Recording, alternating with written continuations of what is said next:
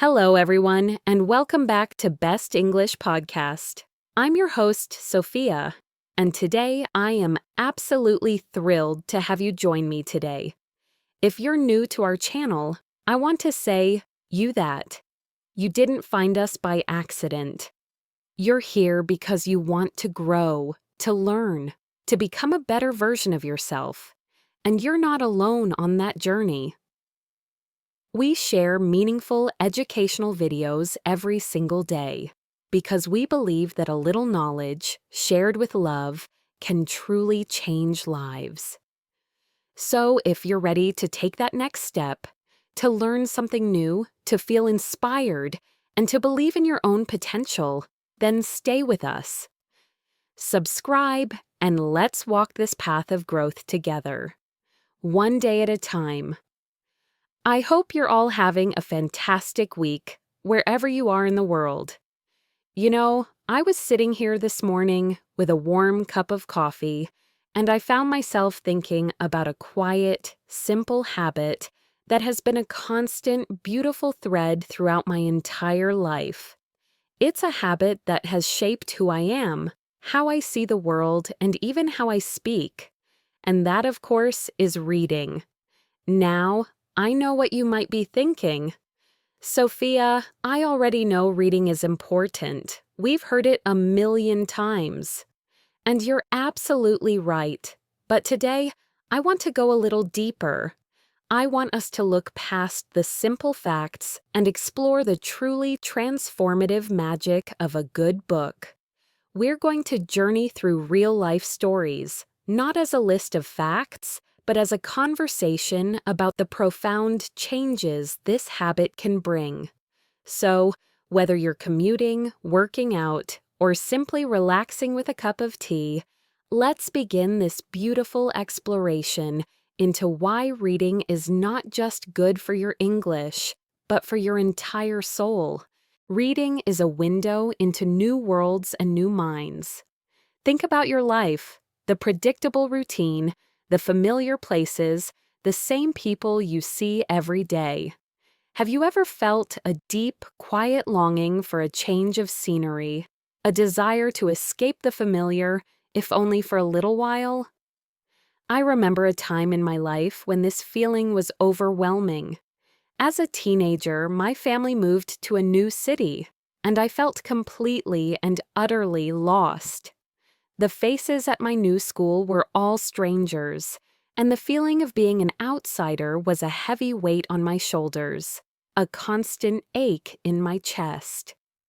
During those long, quiet afternoons, my only true friend became the local library. I would walk through the quiet aisles, the air thick with the scent of old paper, and dust motes dancing like tiny stars in the sunbeams that fell from the high windows. I'd run my fingers along the spines of the books, each one a silent promise of a new adventure. It was in those moments that I discovered a portal. I picked up a science fiction novel, a thick book with a shiny, futuristic cover. It was a story about a young girl who travels to a distant, vibrant planet and forms a friendship with an alien creature. For those precious hours, I wasn't the quiet, lonely girl in a new town, sitting in a chair.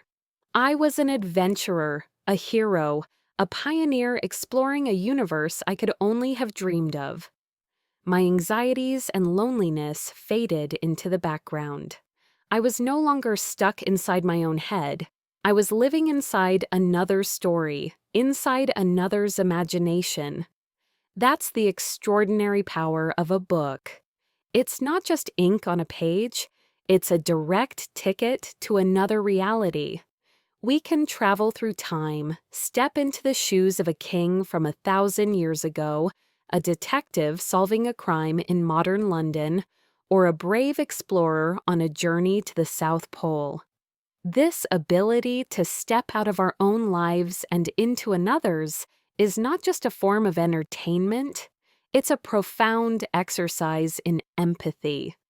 When we read a story from the perspective of someone completely different from us, a person from a different culture, with a different background, or with beliefs we don't share.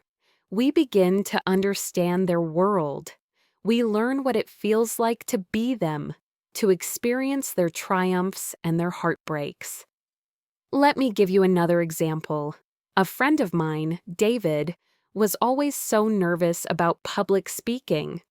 He worked in a big company, and every time he had to give a presentation, his palms would get sweaty, his voice would shake, and he felt like he was speaking into an empty room. He couldn't connect with his audience. I suggested he try reading more biographies and historical accounts, not just dry business books. He started reading about great leaders like Nelson Mandela and Winston Churchill, people who had to be incredibly persuasive and passionate. A few months later, he told me that reading about their struggles, their moments of doubt, and their ultimate triumphs gave him a new perspective. He wasn't just learning historical facts. He was understanding the human spirit, the determination, and the power of their conviction. By reading their stories, he was, in a strange way, practicing seeing the world through their eyes. It helped him find his own voice, and he realized that powerful speaking comes from a place of genuine belief and connection, not just memorized facts. He applied this newfound understanding to his own life, and his presentations improved dramatically. His fear didn't completely vanish, but it was replaced by a quiet confidence, born from seeing how others had overcome similar challenges. So, for your practice, I want you to try this active form of reading. Find a short story or an article online, maybe about a journey to a foreign city or a moment of great success. As you read, pause every few paragraphs, close your eyes, and try to visualize the scene. Can you see the bustling streets, the vibrant colors, the people's faces? Can you hear the sounds, feel the emotions of the characters?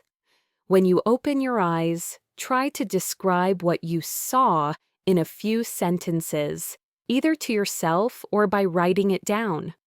The goal is to build a bridge between the language on the page and the vivid, living world it describes. As we step into these new worlds through reading, we also naturally pick up the language that builds them. This is how reading builds your vocabulary and grammar in a natural, almost effortless way. So many English learners feel like they're locked in a difficult battle, trying to memorize endless lists of new words and complicated grammar rules. It can feel like a heavy burden, a joyless chore. I remember feeling the same way when I was in school studying French. My teacher would give us a list of 50 new words every week, and I would try to cram them into my brain the night before the test. I'd pass the test, sure, but a week later, most of those words were gone, vanished into thin air. They hadn't stuck because they didn't have any real meaning to me. They were just isolated pieces of information floating without context. But reading, on the other hand, is a completely different, much more powerful experience. When you read a story, you don't encounter a word on its own. You see it as part of a vibrant, living sentence, surrounded by other words that give it meaning. For example, imagine you're reading a mystery novel, and you come across this sentence. The detective stumbled upon a crucial clue in the dusty attic. You might not know what stumbled upon means right away, but by looking at the surrounding words, crucial clue, dusty attic, you can get a strong sense of its meaning. It probably means he found it by accident or was surprised to see it. You don't have to stop and look it up immediately, though, of course, you can if you need to. The context gives you enough information to keep the story going, And what's even more powerful is that as you continue reading, you might see the word stumble again, perhaps in a different context, like he stumbled over a loose rock and fell. Now, your brain has a second piece of information. The word is connected to an action of finding something by accident and also to an action of tripping or falling. This natural repetition and contextual learning is far, far more effective than rote memorization. It's how native speakers learn their own language from childhood. Their brains are wired to find patterns and make connections, and reading gives your brain the perfect opportunity to do just that. You'll begin to get a feel for the language. You'll start to notice certain sentence structures that just sound correct, not because you've memorized a rule, but because you've seen that pattern so many times. You'll naturally understand the difference between verb tenses, like the past perfect. He had finished his work before he left, without even having to think about the grammar rule consciously. The structure just starts to feel right. I saw this happen with a student of mine, Maria, who was at a B1 level and struggled with prepositions, those notoriously tricky little words like in, on, at, for, with. We would practice with exercises, but she still made many mistakes. So I gave her a simple young adult novel that I knew she would enjoy and told her to just read for 20 minutes every day. We didn't focus on prepositions at all. A few weeks later, she came to me with a look of surprise on her face and said, "Sophia, something strange is happening. When I write now, I don't have to think about in or on. The correct one just comes to me." She hadn't been studying the rules. She had simply been immersing herself in the language, seeing the correct usage over and over again until it became second nature. Her brain had quietly and effectively absorbed the patterns. I have another friend, Hero, who was an English learner who struggled with idioms. He understood the individual words, but the combinations often made no sense. He once told a colleague, "I am pulling your leg," to apologize for being late, thinking it was a serious apology for holding them up. The colleague just laughed awkwardly. It was a humiliating moment for him. But then he started reading a popular novel and kept a small notebook. He would write down every idiom he came across, like he was pulling my leg, "She's on cloud 9," or "It's a piece of cake." He didn't just write down the definition, he wrote down the entire sentence from the book. By seeing these phrases used in context, as part of a story, they finally started to make sense. He wasn't just memorizing definitions, he was building a mental picture of what a situation felt like when someone was pulling their leg. A few months later, he confidently told the same colleague, "That new project sounds like a piece of cake for you." And they both had a good laugh. His embarrassment had turned into a valuable learning experience, all thanks to the power of reading in context. So, to make this work for you, first, choose a book that you genuinely enjoy. Second, and this is a big one, don't worry about understanding every single word. It's okay to skip words you don't know and just focus on the overall meaning. This is called extensive reading, and it's a crucial skill. The goal is to get a lot of input, not to perfectly analyze every detail. For your practice, find a book or an article that's at a comfortable level for you and start reading. This time, I want you to simply notice how new words and phrases appear in their surroundings. Pay attention to how a particular verb or adjective is used in different sentences. This kind of mindful observation, without the pressure of a test, will help your English grow in the most natural and lasting way possible. And as we absorb this new language from the pages of a book, we're not just learning to understand, we're also learning to express ourselves. This is how reading radically improves your own writing and communication skills. You see, reading and writing are two sides of the same coin. You can't truly become a great writer without being a consistent reader first. It's like a musician who listens to thousands of songs before they can compose their own. They absorb the rhythm, the structure, the emotion, and then they can create something unique. Think about a time you tried to write an email or a report in English, and you just couldn't find the right words. Maybe the ideas were clear in your head, but they felt clumsy and simple on the page. I had a colleague, Mark, who was brilliant at his job in technology. He could explain complex systems in person perfectly. But when he had to write an explanation for a client, he struggled. His writing was always very short and to the point, with simple sentences like, "The system is fast. It saves money." The ideas were there, but the way he expressed them lacked professional polish and persuasive power. He wanted to sound more confident, more authoritative, but he didn't know how. I noticed he didn't read much outside of technical manuals. So, one day, I gave him a book of essays by a famous business writer and a popular magazine on a topic he loved. I told him to just read for pleasure and to pay attention to how the authors connected their ideas. A few months later, Mark came to me with a new report he had written. It was a complete transformation. Instead of "the system is fast," he had written, "The new system streamlines our process, leading to a significant increase in efficiency."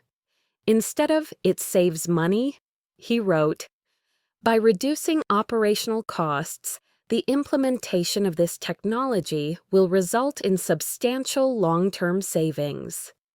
He had started to use more sophisticated vocabulary like streamlines and implementation. His sentences were longer, more varied, and his arguments flowed logically from one paragraph to the next, building a much more convincing case. He had unconsciously absorbed the rhythm of good writing. This is the key. Reading exposes you to a vast array of writing styles and structures. You learn how to use punctuation to create suspense, how to build a convincing argument, and how to tell a story that captures a reader's attention. When you read a compelling newspaper article, you're learning how to organize information clearly and concisely. When you read a beautiful novel, you're learning how to use descriptive language and powerful verbs to paint a picture in someone's mind. It's a natural apprenticeship. You are learning from the masters of the craft, sentence by sentence, paragraph by paragraph. This also applies directly to your spoken communication. People who read a lot often speak more clearly and fluently. They have a larger bank of vocabulary and phrases to draw from, and they can express complex ideas more easily. Have you ever been in a conversation where you just couldn't think of the right word? People who read frequently often find they have less of this problem because they have encountered so many different ways of saying the same thing. They also learn how to structure their thoughts into coherent sentences and paragraphs, which is vital for any good conversation or presentation. So, for our practice, I want you to find a piece of writing you really admire. Read it carefully, not just for the story, but for the way it's written. Pay attention to the sentence lengths and the words the author chose. Then, Try to write a short paragraph of your own, maybe about your day or a thought you've had, but try to mimic the style of the author you just read. This isn't about stealing their ideas, it's about practicing their technique. This exercise will help you to consciously think about your own writing and how you can make it more effective and engaging. By doing this, you're not just a passive reader anymore. You're an active learner, and you're on your way to becoming a better writer and communicator yourself. Building on that thought, reading also sharpens your critical thinking and analytical skills. This is a skill that goes far beyond just language learning.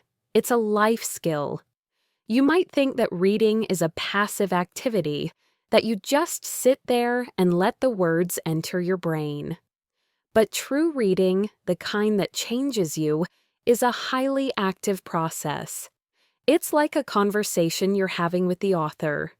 You're not just accepting everything they say, you're questioning it, you're comparing it to your own knowledge, and you're trying to understand the deeper meaning. This process builds the mental muscle you need to analyze situations, solve problems, and make better decisions in your own life. I have a friend named Leo who is a business consultant. His job is to help companies solve difficult problems, but for a long time, he felt like he was only seeing one side of the issue. He would read a report and accept the data at face value. This made it difficult for him to come up with truly creative and innovative solutions. I suggested he start reading more nonfiction books on a variety of topics, not just business. I told him to look for books that presented arguments from different points of view.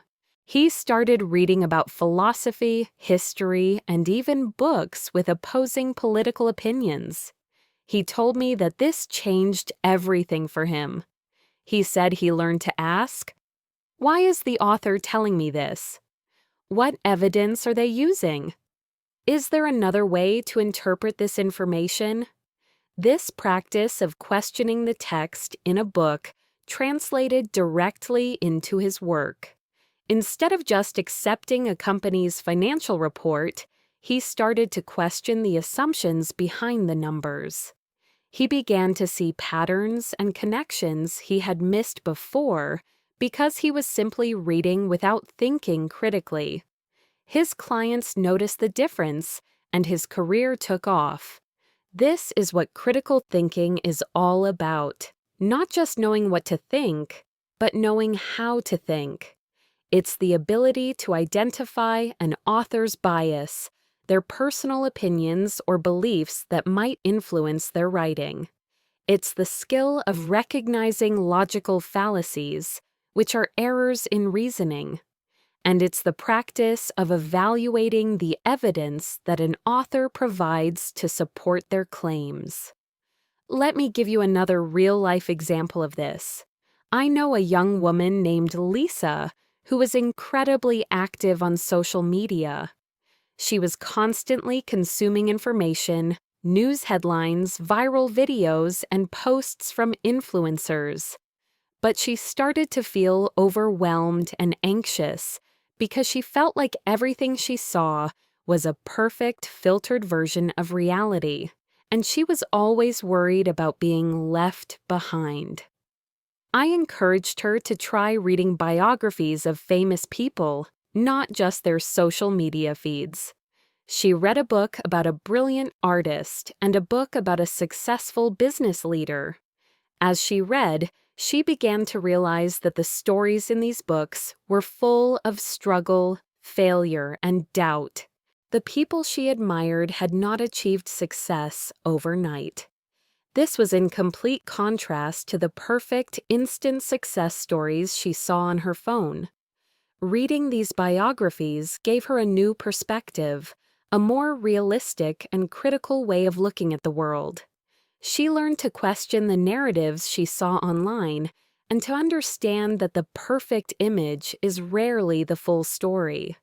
This new skill of critical evaluation made her feel much more in control of her own feelings and less influenced by what she saw online.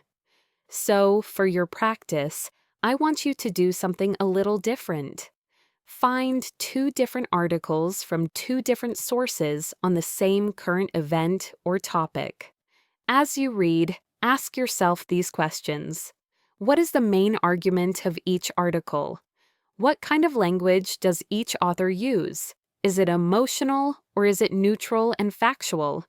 Do they both use the same evidence? If not, what evidence do they use? After you finish reading both, try to write a few sentences explaining the differences you found. This exercise will help you see that reading is not just about understanding words, it's about understanding ideas, intentions, and the world around you. By practicing this, you'll not only improve your English, but also become a sharper, more thoughtful individual. Thank you for staying with me on this journey into the world of reading. We've just discussed how reading forces us to think critically, to question what we read, and to develop our analytical skills. This is especially important in a world that is so full of demands and distractions, which leads me to a very important point. Reading drastically improves your focus and concentration. Think about your typical day. How many times are you checking your phone? How often do you get a notification from an app, an email, or a message that pulls your attention away from what you're doing? We live in a world of constant interruptions, and our brains are becoming accustomed to these short bursts of information. This makes it really difficult to concentrate on a single task for an extended period, whether it's studying for an exam, working on a project, or even having a deep conversation. Our attention spans are getting shorter and shorter. Reading is like a powerful antidote to this problem. When you sit down with a book, you're making a commitment. You are choosing to focus on one single story or one topic for a sustained amount of time. There are no pop-up ads, no notifications, no videos auto-playing in the corner. You are completely in control of your attention. This practice is like lifting weights for your brain's focus muscle. The more you do it, the stronger it gets. I remember a friend of mine, a student named Alex, who was studying for a very important university exam. He was incredibly intelligent, but he just couldn't seem to sit down and study for more than 10 minutes at a time without checking his phone. He would get up for a snack, look at social media, and get completely sidetracked. He felt so frustrated and a little helpless. I suggested he try a simple experiment. I told him to pick a fiction book he found interesting and commit to reading it for just 20 minutes a day. The rule was simple: phone off or in another room. He said it was difficult at first. His mind would wander, and he would feel a strong, almost physical urge to check his messages. But he stuck with it. After a couple of weeks, something shifted. He noticed that not only was he getting lost in the story, but he was also able to study for longer periods without feeling the need to get distracted. The act of reading for 20 minutes a day had slowly but surely retrained his brain. He learned to manage his focus. He learned that the feeling of wanting to be distracted passes, and if you just stick with the task, you can achieve a state of deep concentration. This new ability helped him ace his exams and was a skill that he carried with him into his professional life. This is a skill that is so important for English learners. When you are listening to a podcast like this, it requires you to focus on the spoken words. When you are doing an exercise, you need to concentrate on the instructions. By developing your focus through reading, you will find that you can listen more effectively, understand more complex grammar, and retain new vocabulary more easily. You will be training your brain to handle and process information for longer periods, which is essential for becoming a truly fluent and confident English speaker. So, here is your practice for today. Find a book or a longer article that you can read. Set a timer for just 15 minutes. During this time, I want you to put your phone on silent and leave it in another room. Close all the tabs on your computer except the one with your reading material. Your only job for these 15 minutes is to read. If your mind starts to wander, gently bring it back to the text. At the end of the 15 minutes, notice how you feel. Did you get lost in the story? What? Did you feel a sense of calm? By doing this simple exercise consistently, you will not only improve your English, but also reclaim your ability to focus in a world that is constantly trying to steal your attention. The quiet focus that reading gives us is also a source of profound relaxation and a powerful way to reduce stress. Let's be honest, life can be incredibly stressful. We have deadlines at work, exams at school, family responsibilities, and a constant stream of news and information coming at us from all directions. It's easy to feel completely overwhelmed, and it can be hard to find a moment of genuine peace and quiet. Many of us turn to screens to relax. We scroll through social media, watch a movie, or play a game. While these things can be fun, they often don't truly help us relax. In fact, the bright light from our phones and the constant flow of information can sometimes make us feel more stressed and anxious. Reading, on the other hand, offers a different kind of escape, a much calmer, quieter, and more restorative one. I have a friend named Anna who is a nurse. Her job is incredibly demanding and stressful. She works long hours, and at the end of the day, she was completely exhausted, but her mind was still racing. She would go home and try to relax, but she couldn't stop thinking about her patients, her schedule, or the long list of tasks she had to do the next day. She found it very difficult to fall asleep. One evening, desperate for a change, she picked up a book she had been given as a gift. It was a cozy mystery novel set in a small English village. She decided to try reading for just 20 minutes before bed, away from her phone. She told me that for those 20 minutes, her entire world narrowed to the pages of that book. The worries from her day faded into the background. She wasn't a nurse with a long to-do list. She was a detective in a quiet village, trying to solve a crime. The act of focusing on the story and the gentle rhythm of the words had a profoundly calming effect on her mind and her body. Researchers have even studied this effect. They found that reading can reduce stress levels by as much as 68%, more effectively than listening to music or taking a walk. The reason is simple. When you read, your mind is fully engaged in the fictional world or the topic at hand. This leaves very little room for your brain to worry about your own problems. The act of focusing on the text acts as a form of meditation. It lowers your heart rate, eases muscle tension, and promotes a feeling of peace. It's a gentle but powerful way to hit the reset button on your mind and body. For English learners, this is an amazing bonus. You're not just relaxing, you're also improving your language skills in a way that feels effortless and enjoyable. So, for your practice, I want you to try what my friend Anna did. This evening, before you go to sleep, find a comfortable place to sit and pick up a physical book, or even a printed article, for a change. Put your phone and any other electronic devices far away from you. Set a timer for just 15 minutes. but you can read for longer if you wish. Let yourself get lost in the story. Don't worry about the words you don't know. Just let the experience wash over you.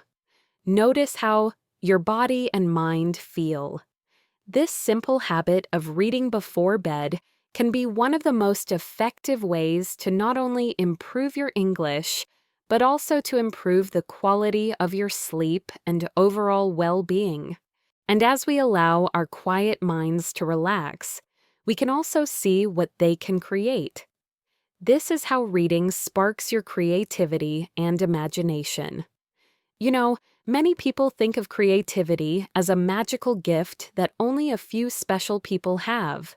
But the truth is, creativity is a muscle, and it needs to be exercised. Just like your physical muscles, if you don't use it, it becomes weak. Reading is one of the best workouts for this muscle. It's not just about absorbing information, it's about seeing new worlds, new ideas, and new ways of connecting things. Every time an author describes a landscape you've never seen, a character with an unusual personality, or a machine that doesn't exist, your imagination has to get to work. Your brain has to fill in the gaps, to build that world in your mind, to visualize the scene. This constant process of creation and visualization is what keeps your imagination sharp and ready to produce your own ideas. I have a friend named Ben who is a graphic designer. For a while, he was feeling completely uninspired. He was working on the same kinds of projects and felt like all of his ideas were boring and repetitive. He was in a creative rut. I suggested he try reading something completely different from his usual technical books and design magazines. He picked up a fantasy novel, a big, thick book about dragons and magic. He told me that at first it was just a nice escape. But after a few weeks, he started to notice something amazing happening. The vivid descriptions of magical forests and ancient castles began to give him ideas for new color palettes and textures for his designs. The complex storylines and characters gave him new ways to think about organizing information and telling a story through his art. He wasn't copying the book. He was using the book as a fuel for his own creativity. The ideas he read about became raw materials for his own mind to build something new and original. His work became more innovative and exciting, and he felt his passion for his job return. This isn't just for artists and writers either. Reading helps spark creativity in all areas of life. If you read a book about a new scientific discovery, you might be inspired to think of a new way to solve a problem at work. If you read a historical account, you might come up with a new idea for a business or a new approach to a personal challenge. Reading gives you a vast library of concepts, stories, and perspectives to draw from. It fills your mental shelves with ingredients that you can then mix and match to create something entirely new. So, for your practice, I want you to challenge yourself to get creative with what you read. Find a short story or a chapter from a book, and as you read, pay attention to a specific part. It could be a character, a setting, or an interesting event. When you're done reading, I want you to close the book and let your imagination take over. What happens next in the story? Or, if you focused on a character, try to describe their personality and their appearance in your own words, without looking back at the book. The point is to take the ideas from the book and make them your own. This practice of active, creative engagement will not only make your reading more enjoyable, but will also help you develop your own voice and imagination, which are two of the most valuable assets you can have. I'm so excited to share another benefit of this incredible journey. We've just discussed how reading fuels our imagination and creativity, but creativity is often at its best when it's built on a solid foundation of knowledge and facts.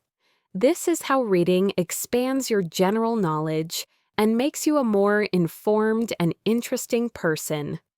You know, there's a difference between having a good imagination and being truly knowledgeable. The ability to speak confidently and intelligently about a wide range of topics is a skill that reading builds effortlessly. Every book, every article, every blog post you read is a chance to learn something new. It's like putting a new piece into the giant puzzle of your understanding of the world. And the more pieces you have, the clearer the picture becomes. It's not just about reading novels, although they teach us a lot about human nature and different cultures. It's also about reading nonfiction books, biographies, historical accounts, scientific articles, and even just high-quality news stories. I have a friend named Ken who used to tell me he felt shy in group conversations. He would listen to people talk about history, politics, or art, and he felt like he had nothing to contribute. He was a great person, but he felt like he was always on the outside of the discussion. I told him that the key to being a good conversationalist isn't just talking, it's also having something interesting to say. I challenged him to start a new habit, to read just one nonfiction book a month on a topic he knew nothing about. His first book was about the history of coffee. He learned about where coffee beans come from, how they're processed, and the long journey they take to get to our cup.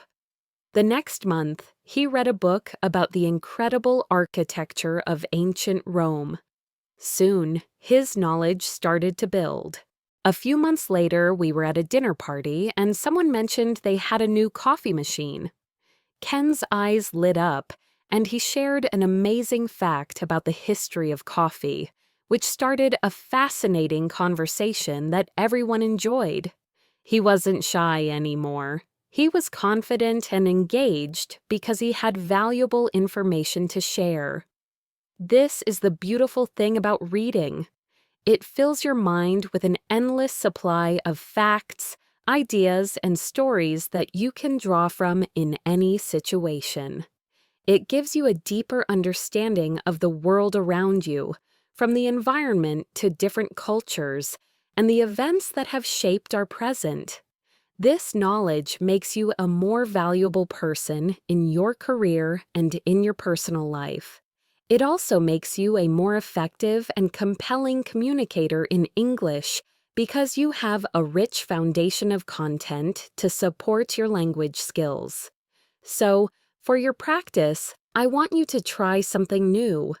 Go online or to a library and find a nonfiction book or a news article about a topic that you've never really thought about. Your mission is to read for at least 20 minutes and learn one new surprising fact. After you've read, I want you to write that fact down or, even better, share it with a friend or a family member. The act of teaching someone else what you've learned will make that knowledge stick in your mind forever. By doing this regularly, you'll be building your own personal library of knowledge, and you'll find that you are never at a loss for something interesting to say. I'm so happy you're here with me. We've just finished talking about how reading can fill your mind with a wealth of knowledge, making you a more informed and engaging person. This naturally leads us to a beautiful truth. Reading builds a sense of community and connection with others. You know, sometimes we think of reading as a solitary activity. We picture someone sitting alone in a quiet room, lost in a book. And while that can be a beautiful and peaceful experience, reading is also one of the most powerful ways to connect with other people. A book can be the beginning of a friendship, a shared passion, or a conversation that lasts for hours. When you finish a really great book, what's the first thing you want to do? You want to talk about it, right? You want to share your feelings, your thoughts on the characters, your surprise at the ending. That desire to share a story is a fundamental part of what makes us human, and reading gives us an endless number of things to share. I have a friend named Jessica who moved to a new country for her job. She was feeling a bit lonely and found it difficult to meet new people and make genuine connections. She told me that the conversations she had at work were always about business, and she longed for something deeper. I suggested that she look for a book club, or even start one herself, focused on books written in English. At first, she was a bit shy, but she found a local group and decided to go. The first book they read was a classic novel. At the first meeting, they sat around a table with tea and coffee, and everyone started talking about the characters in the book as if they were real people. Jessica found herself laughing and sharing her own opinions, and she realized that a book had given them all a common ground, a safe and easy topic to start with. Through that book club, she didn't just improve her English speaking skills, she made some of her closest friends. She found people who shared her values and her sense of humor, all because they had a shared experience of reading the same story. I also think about my friend Liam, a single father who was struggling to connect with his teenage daughter, Mia. They had different interests and spent most of their time in their own worlds, with their own phones. One day, Mia was reading a popular fantasy novel and couldn't stop talking about it. Liam, wanting to find a way to connect with her, decided to read the same book. At first, it was just an activity, but soon it became something more. Every evening, they would sit together, and when they finished the book, they talked about it for hours. They discussed the characters' difficult decisions, the big plot twists, and what they would have done in the same situations. The book became a bridge for them. It wasn't about the book anymore, it was about the conversation, the laughter, and the shared world they had discovered. This is the power of a book. It can be a bridge between people. Whether it's in a formal book club, an online forum for fans of a certain author, or just a simple conversation with a friend about a book you both enjoyed, reading provides a powerful starting point for social interaction.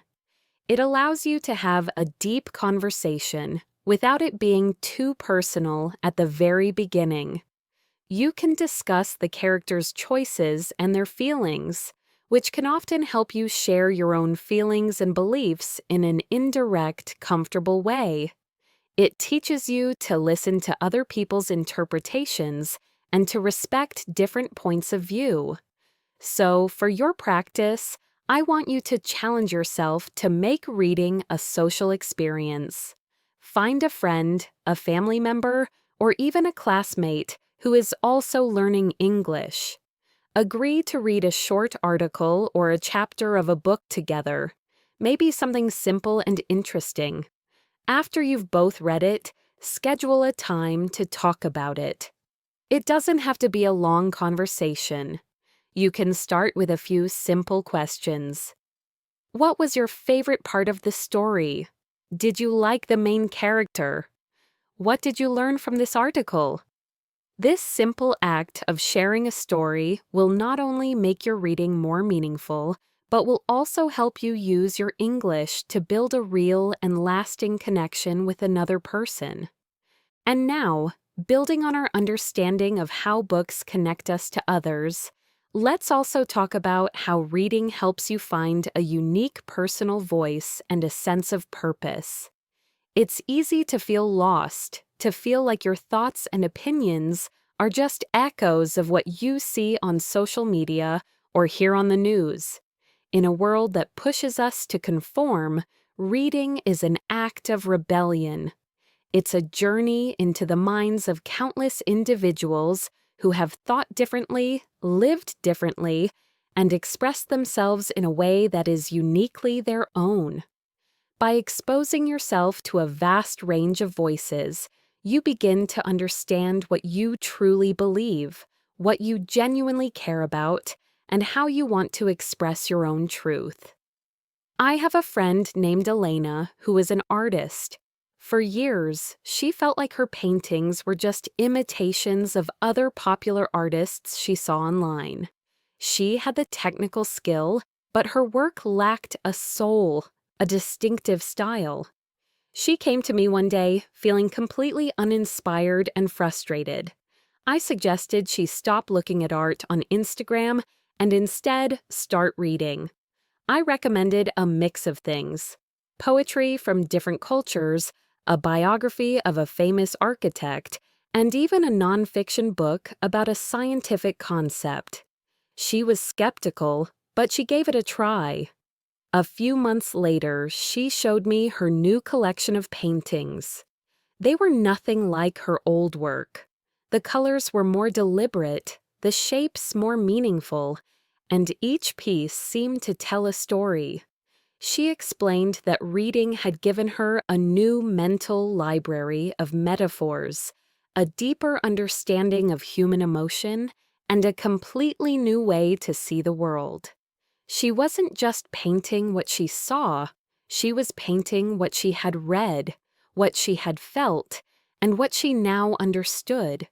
She had found her unique artistic voice through the voices of others. This is the beautiful paradox of reading. By listening to the voices of others, you find your own. It also helps you find your purpose. Think about a time you read a book about a topic that really resonated with you. Maybe it was a book about climate change that made you want to become an environmentalist, or a book about technology that made you want to become a programmer. Reading can introduce you to ideas and passions you never knew you had. It can be the first step on a new path, a quiet spark that turns into a burning passion. The books we read are often reflections of the person we are becoming. I have another story about this. A young man named Kenji was working in a corporate job that paid well but left him feeling unfulfilled. He felt like he was just a small part of a big machine. One weekend, he stumbled upon a book about permaculture, a way of designing self-sustaining ecosystems. This wasn't a topic he had ever thought about, but the book's philosophy of working with nature, not against it, ignited something in him. It wasn't just a book about gardening, it was a book about a different way of life. That single book became a catalyst for him. He started taking evening classes, volunteering on a local farm, and eventually, he quit his corporate job to start his own small business, helping people design sustainable gardens. He found a sense of purpose he had never known before, all because one book had shown him a new path. The books we read can be reflections of the person we are becoming, and sometimes they are the very maps that show us where to go next. Let me share one more story. I had a student named Chloe who was incredibly shy. In class, she would never raise her hand or share her opinion, even though she was very smart. She felt like her thoughts were not as important as everyone else's. I suggested she read a book of personal essays by different female writers. These were not academic texts. They were powerful, personal stories about everyday struggles and triumphs. Chloe later told me that reading those books felt like listening to a group of friends talk honestly about their lives. She learned how to put her own feelings into words. She started writing in a journal, mimicking the style of the authors she admired. Over time, her voice began to emerge, and she gained the confidence to start sharing her thoughts in class. She realized that her perspective was valuable and unique, and she had a right to express it. This is the incredible thing about reading personal stories. It gives you the courage to find and use your own voice. So, for your practice, I want you to read a short story or an article today, and I want you to think about how the author's voice is different from your own. Do they use short sentences or long, flowing ones? Are they formal or informal? Then try to write a single paragraph, not about the story, but about a personal belief or passion of yours. Write it in your own voice, as if you were talking to a friend. This small exercise will help you to consciously think about your own unique way of communicating. By doing this, you're not just improving your English, you're building a deeper understanding of yourself. In a world that is so full of demands, this leads to another crucial point. Reading improves your emotional intelligence. You know, we often talk about emotional intelligence as a key to success, but what does that really mean? It's the ability to understand and manage your own emotions, and to recognize and influence the emotions of those around you. This skill isn't something we're born with. It's something we learn and practice, and reading is one of the most powerful ways to do it. When you read a novel, you are not just following a plot, you are stepping into the emotional landscape of the characters. You feel their frustration, their joy, their sadness, and their triumphs. This vicarious experience is like a mental rehearsal for real life. It gives you a safe space to explore and to understand complex feelings. I have a friend named Priya, who is a manager at a large company. Her job was incredibly stressful, and she often found herself feeling overwhelmed by her own emotions and the conflicts within her team. She had a hard time identifying why she felt anxious or angry, and she struggled to connect with her employees on a personal level. I suggested she read a book on leadership and psychology, but she was too tired for something so academic. So instead, I recommended a beautiful literary novel that delved deep into a complex family drama. As she read, she found herself identifying with the characters' struggles. She felt their anxieties and their anger, and for the first time, she had the language to describe her own feelings. Reading about a character who struggled with communication at home gave her the insight to see that her own frustrations at work were tied to a lack of clear communication. She started to use the vocabulary and understanding she gained from the book to identify her own emotions and to talk about them more clearly. This new self-awareness also made her more empathetic toward her team. She began to see their frustrations not as a threat, but as an opportunity for her to connect and help. Her leadership style changed completely, and she became a more effective, compassionate, and respected manager. Reading had given her a profound understanding of the human heart, including her own. Let me share another story. I knew a student named Sarah who was studying abroad for the first time. She was incredibly homesick and felt a deep sense of loneliness and anxiety. She would call her family and try to explain how she felt, but the words just wouldn't come out right. She started reading a historical novel about a young woman who traveled to a new country on her own a century ago. The author's vivid descriptions of the character's fear, her sense of being an outsider, and her quiet moments of courage resonated deeply with Sarah. As she read, she felt a powerful connection to this character from a different time and place. The book gave her a voice for her own feelings. The feelings that had felt so big and scary were now just words on a page, part of a universal human experience.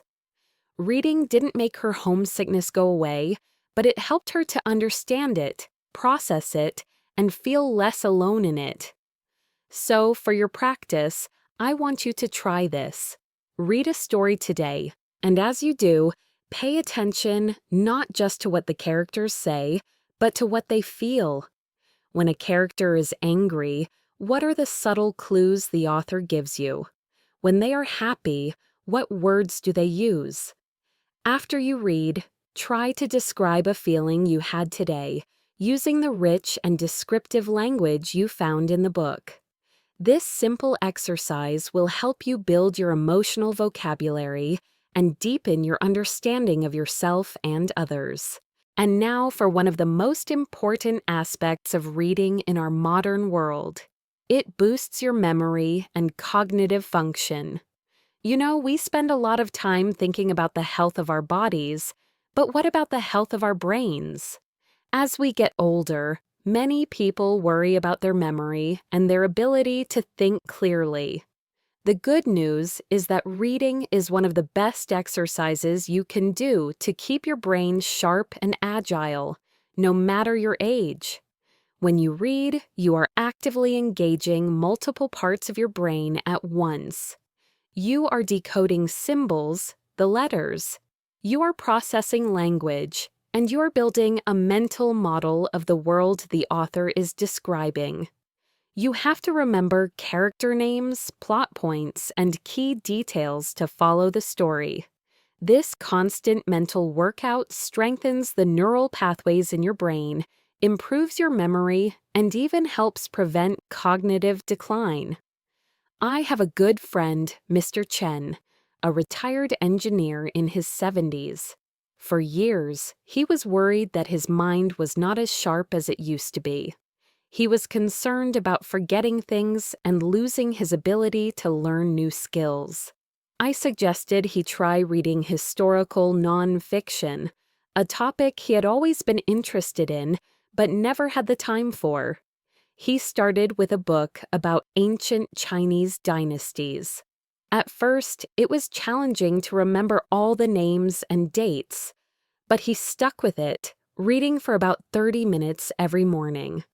After a few months, he told me something amazing. He wasn't just remembering the history he was reading about, he was also remembering things from his past more clearly. He was able to recall details from his engineering career and old family stories that he thought were long gone. He found that the act of reading was like a key that unlocked his memory. Reading had not only given him new knowledge, but had also restored his confidence in his own mind.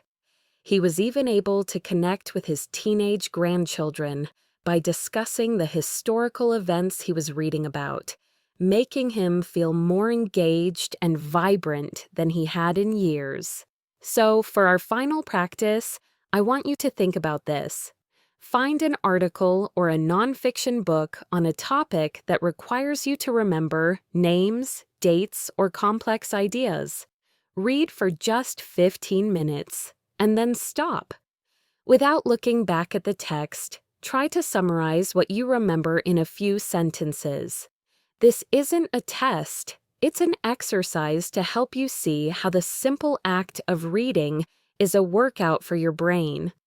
By doing this regularly, you'll be building your own personal library of knowledge, and you'll find that you are never at a loss for something interesting to say. And welcome back one last time. I'm so grateful to all of you who have joined me on this long and wonderful journey into the world of reading. We've reached the final section of our discussion on why reading is important. Over the past few weeks, we've explored so many reasons to make reading a regular part of our lives. We've seen how a book can be a window to new worlds and minds, how it can naturally build our vocabulary and grammar, and how it can make us better writers and communicators. We've also discovered that reading is a powerful tool for sharpening our critical thinking skills improving our focus, and even helping us to relax in a stressful world. We've learned how it can ignite our creativity, fill our minds with fascinating knowledge, connect us with others, and build a sense of community. We also now know how it improves our emotional intelligence, boosts our memory and cognitive function, and helps us to discover our unique personal voice and even our life's purpose. As we bring this series to a close, I want to leave you with a final, powerful thought. Reading is not just an activity, it is a way of life. It's an investment in yourself, an act of self-care, and a key that unlocks countless doors to personal and professional growth. You don't need a lot of time to start. You don't need to read a classic novel every week. The most important thing is to simply begin. A little bit of reading, done consistently, is far more effective than a lot of reading done all at once and then forgotten. Think about it like exercising.